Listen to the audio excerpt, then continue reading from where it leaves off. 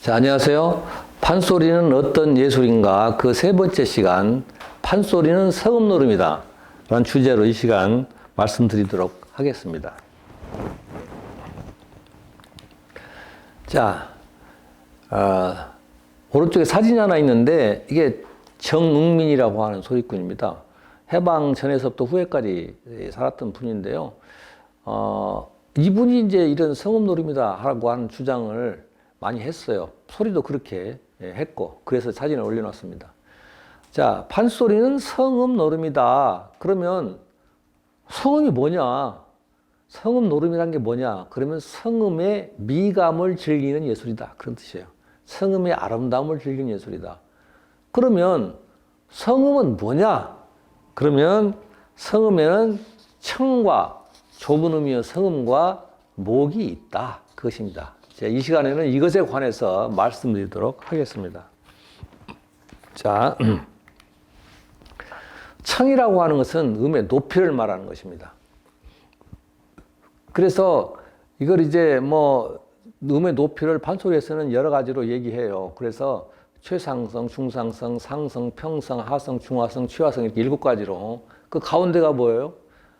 가운데가 평성이죠. 평성을 중간으로 해서 이렇게 쭉 이렇게 나누어요. 이것을 전부 다, 이제 상청, 하청, 이렇게도 얘기합니다.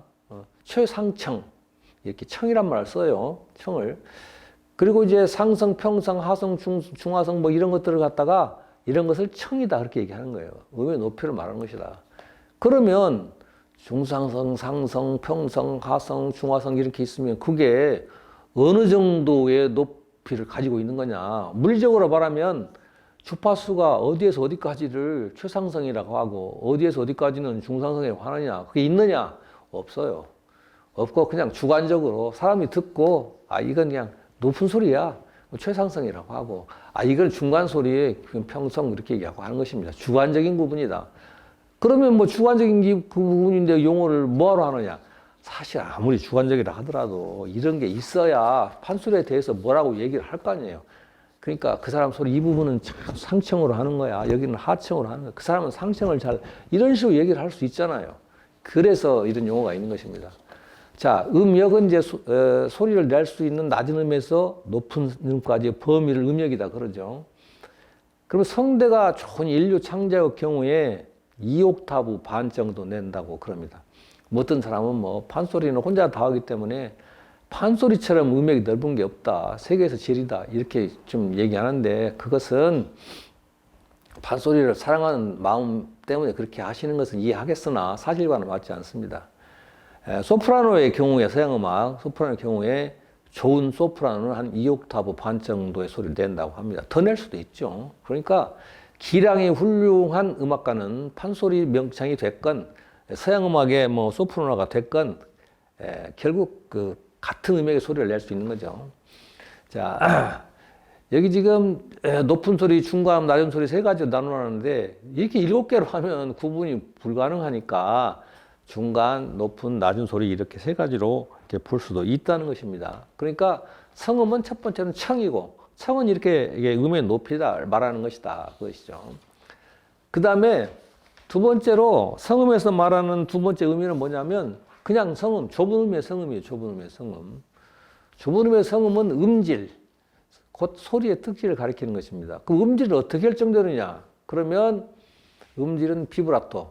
소리가 자체가 가지고 있는 미세한 떨림. 서양음악 하는 사람을 보면 이렇게 소리를 내면 이렇게 떨리잖아요. 비브라토 하잖아요.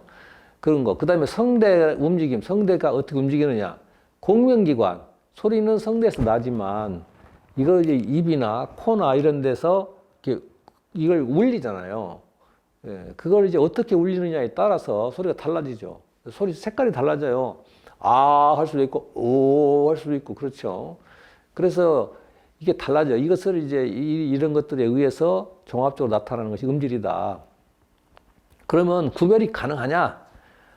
그럼 이렇게 얘기하면은 이 세상의 음질은 사람마다 다르고, 때마다 다르고, 엄청나게 많은 것이 있는 거죠.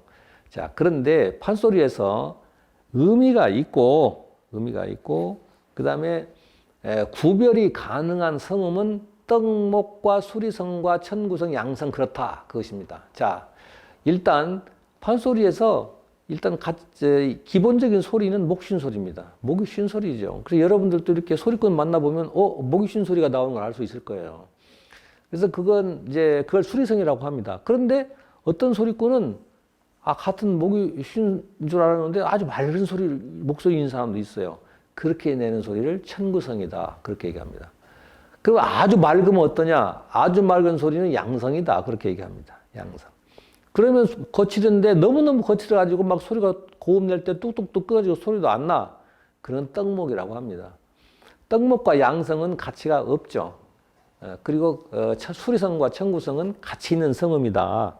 그래서 소리꾼은 마땅히 이 둘 중에 하나를 가져야 된다. 그렇게 얘기합니다. 그러면 떡목을 가진 사람은 명창이 될 수 없느냐? 그렇지 않습니다. 그렇지 않습니다.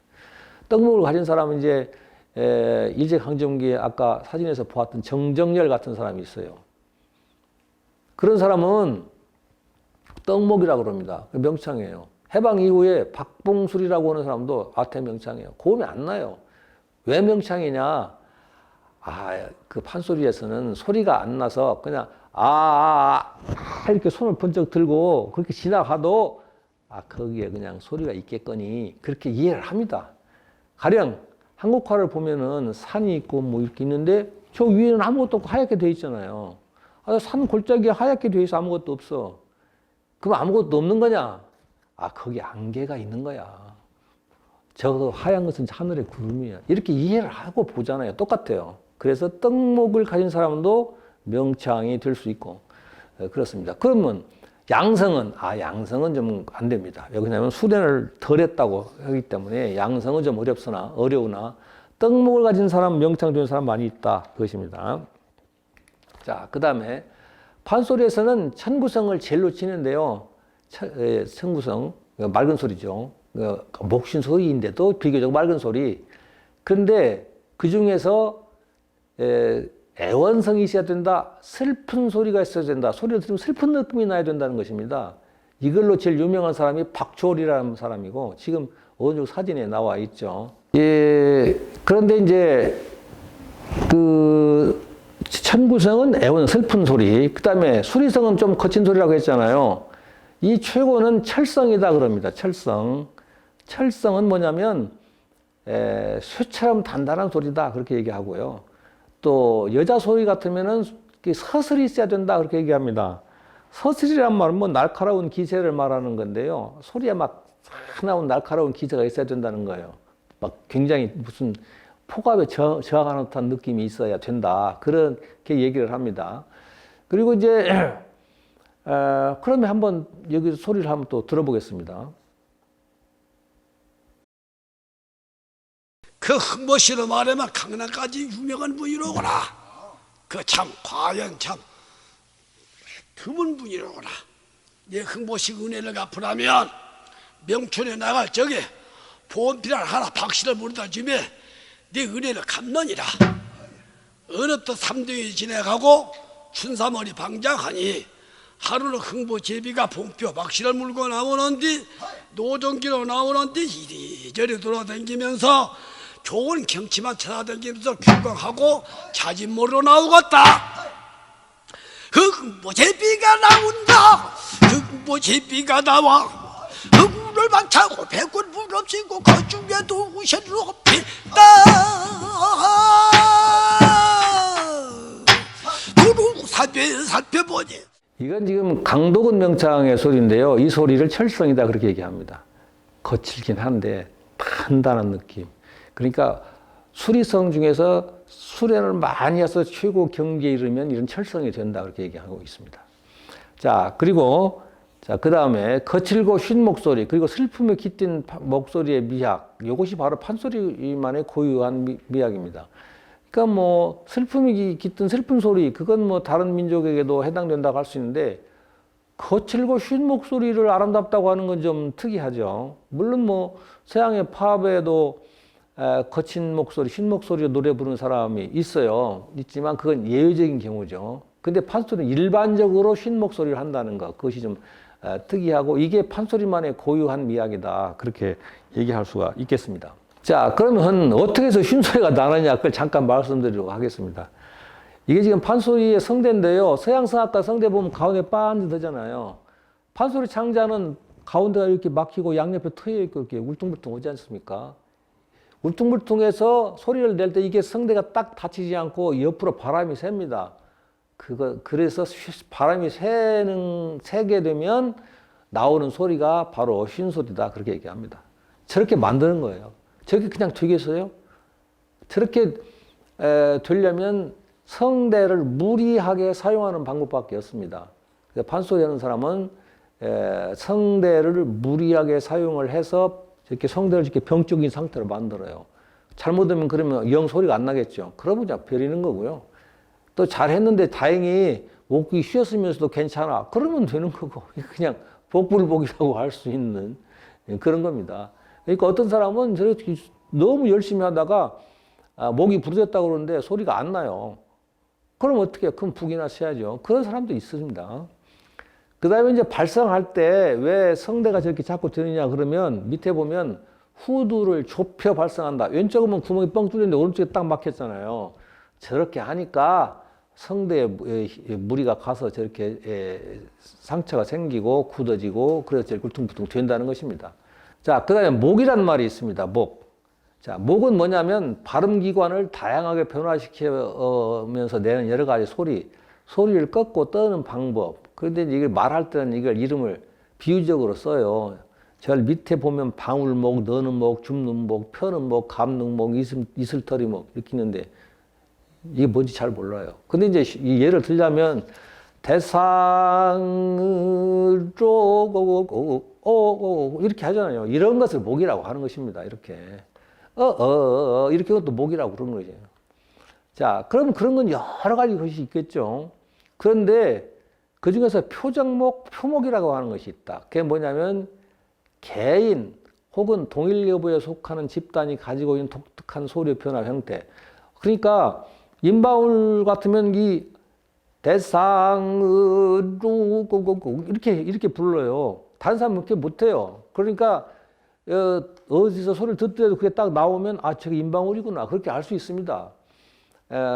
그래서 그런 것을 표정목이다 그렇게 얘기합니다. 그러면 제자들은 어떻게 했어요? 선생처럼 자꾸 하니까 닮겠죠. 그래서 그것이 어떤 집단이 공통의 목을 가질 수 있다. 그러니까 공통의 발성 기교를 갖는다는 것입니다. 그것을 표정목이라고 한다. 또는 표목이라고 한다. 그 다음에 이걸 이렇게 해서 이제 개인 혹은 어떤 계보에 속하는 소리들 특성이 드러나기도 한다. 어떤 소리들은 뭐 아구성을 쓴다든가 뭐 이렇게 이제 되는 것이죠. 자, 그래서 이름으로 뭐 방울목, 너는목, 주는목, 펴는목, 감는목, 이슬터리목 등등 수도 없이 많은데 이건 비유적 표현으로 되어 있어서 이것이 정확하게 뭘 가리키느냐 좀 어렵죠. 어렵습니다. 하여튼 이렇게 쓴다는 거예요. 그냥 대충 해서 쓰는 거죠. 자, 성음 누름에서 마지막에 성음에 속하는 것이 조가 있습니다. 조가 있어요. 조는 이제 선법과 창법이 있어요. 그런데 선법은 조 그러면 선법과 창법이 있다. 그런데 선법은 선율의 형태를 말한다. 그러면 그게 뭐냐? 여기 선율의 형태라고 하는 것은 음의 전개 방법입니다. 그러니까 아마 중고등학교 때 음악 시간 음악을 배우면 뭐 도미솔로 시작해서 도미솔로 끝난다. 뭐 이런 거 배웠을 거예요. 그러니까 시작과 끝은 어떤 음으로 하는 건지, 그 다음에 중간에 기본이 되는 음은 무엇인지 키라고 하죠. 그걸 뭐라고 하는 건지 이렇게 이런 것들을 선법이다 그렇게 얘기합니다. 근데 선법은 길 또는 창법은 조 이렇게 두 가지로 나누기도 합니다. 선법은 전문가들이 하는 거죠. 왜냐하면 이게 뭐 도미솔 무엇인지 어떻게 합니까? 보통 사람 몰라요. 그러니까 창법 즉 조로 이렇게 구분을 해서 되게 조로 얘기를 합니다. 그럼 창법이라는 게 뭐냐? 창법은 노래하는 방법이에요. 그 노래하는 방법이 뭐지? 영어로 하면 참 쉽습니다. 서양 음악에서 말할 때 무드라고 하는 게 있어요. 무드 분위기잖아요. 어떤 분위기에 노래하느냐. 그러면 서양 음악 악보 보면은 악보 첫 페이지 오른쪽 끄트머리에 뭐라고 적혀 있어요. 뭐 씩씩하게 뭐 그 다음에 뭐 흥겹게 뭐 이렇게 되어 있어요. 그걸 말하는 겁니다. 어떤 느낌으로 부르느냐, 그것을 창법이라고 한다. 그래서 이 창법은 크게 세 가지로 나눈다는 겁니다. 계면조, 우조, 평조가 있다. 그래서 계면조는 설음조, 우조는 호령조라고도 합니다. 그러면 계면조, 우조, 평조는 가곡이라고 해서 양반들의 음악에 있던 거고요. 쓰던 그런 조명이고, 판소리에서는 설음조, 호령조, 본래 그렇게 했다고 그럽니다. 설음조 무엇인지 금방 알 수 있겠잖아요. 슬픈 느낌으로 부르는 소리입니다. 우조는 호령하듯이 씩씩하게 부르는 거죠. 자, 알 수 있겠어요. 오른쪽에 지금 사진 하나 있는데 이게 김연수라고 하는 명창입니다. 전라북도의 소리꾼들의 한 7, 80%는 대개 이 김연수의 소리를 이어받아서 소리를 하고 있습니다. 그 소리를 이제 김연수 바디, 동초 바디 그렇게 얘기하죠.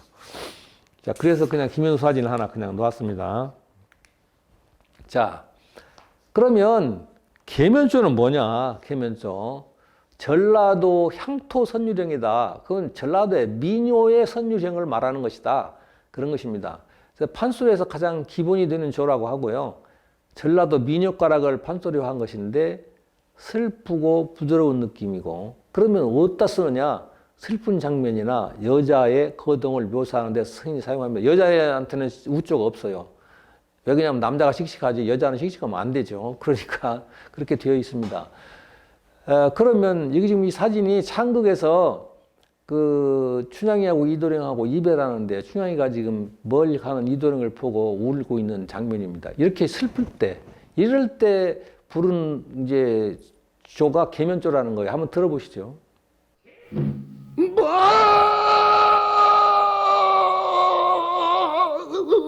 눈에서 눈물이 뚝뚝뚝뚝 떨어지더니만은 예 손뱅이 아래다 예 손뱅이가 네, 여기까지 하죠. 이게 정권진이라고 하는 소리꾼이 지금 심청가 중에서 황후가 된 심청이를 만나가지고 심청이가 이제 거주 성명을 물어보니까 지금 대답하는 거예요. 곧 있으면 만날 거죠. 그러니까 그 슬프게 부르는 정권진이 부르는 소리입니다. 자, 그 다음에 우조. 우조는 가곡이나 시조 뭐 청살리 이런 이런 거 청살리 벽계수야 수익함을 차랑마라 이런 노래 있잖아요. 이게 시조잖아요.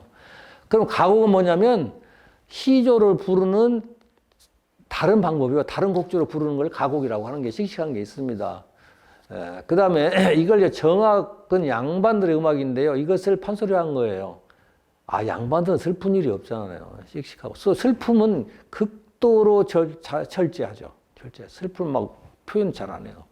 여러분도 그 사극이나 이런 데 보시면 아주 유명 양반집의 여자들은 무슨 슬픈 일을 당해도 막 거기 뒹굴면서 울고 그런 거 절대 안 합니다.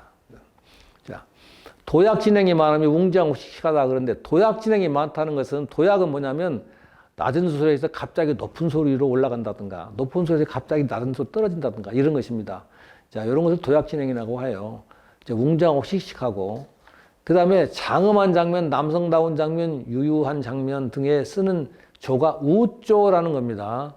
옆에 있는 분은 지금 앞에서 노정기 불렀던 강도건 명창입니다. 여기 소리 한번 들어보시죠.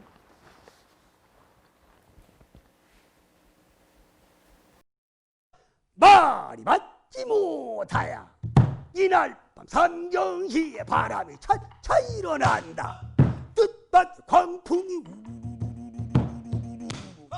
풍성이 오란 건을 조유급 비장대상에 퉁퉁 내리어 깃발을 발해보니 청룡주장 양기각이 백호 현무르릉하야 서북으로 이거 지금 적벽가 중에서 한 대목인데요.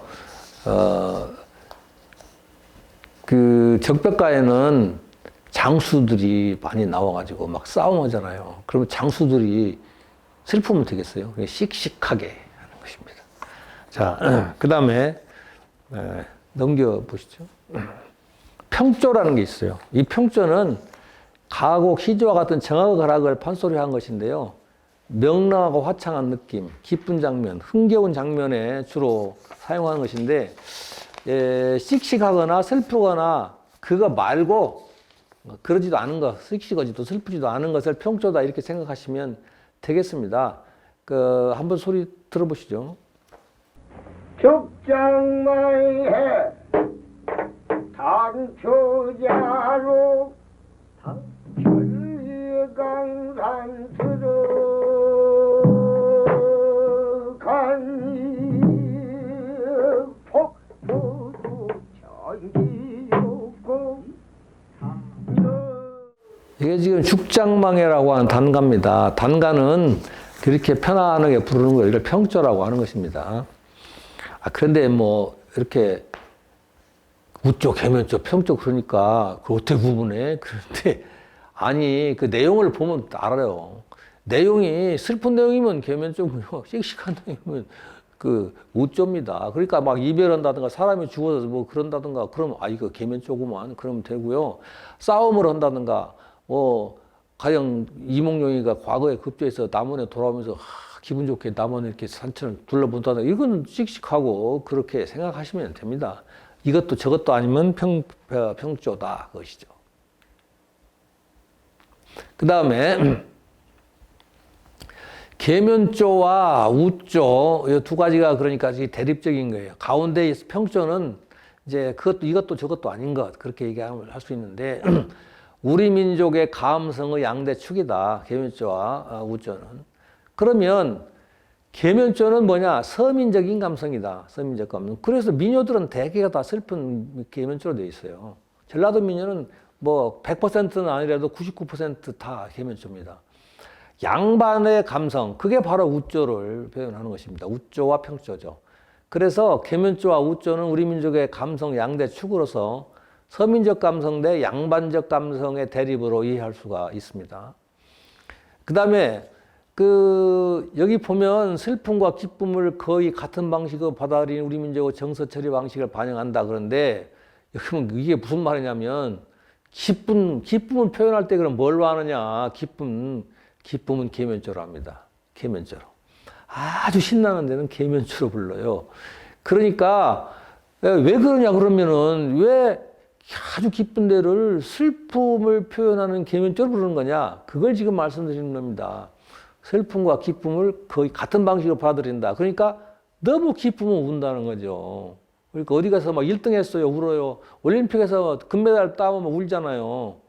기쁨과 슬픔을 거의 같은 방식으로 받아들이는 우리 민족의 처리 방식 때문에 기쁜 대목도 계면조로 부른다. 그리고 계면조와 우조 우리 민족의 양대 감성의 축이고 서민적 감성도 양반의 감성으로 볼 수 있다. 것입니다. 자, 이렇게 해서 세 번째 강의 판소리는 성음노름이다에 관해서 말씀을 드렸습니다. 이것으로 해서 판소리는 무엇인가라고 하는 강의를 끝내게 되겠는데요. 너무 짧은 시간 또 그냥 세 번의 정도밖에 안 되는 내용으로 판소리를 다 알 수가 없죠. 또 말씀드릴 수도 없고. 그런데 욕심내서 좀 많이 좀 하려다 보니까 좀 건너뛰는 부분도 있고 그래서 여러분들께서는 이해하는데 좀 어려움이 있으셨을지도 모릅니다. 그런 분들은 혹시라도 궁금하시면은 이제 이 강의 내용을 따로 원고 정리해 놓은 것이 있으니까 그것을 구해서 따로 보시면 도움이 되지 않을까 싶습니다. 지금까지 이 강의 봐주셔서 대단히 감사합니다. 감사합니다.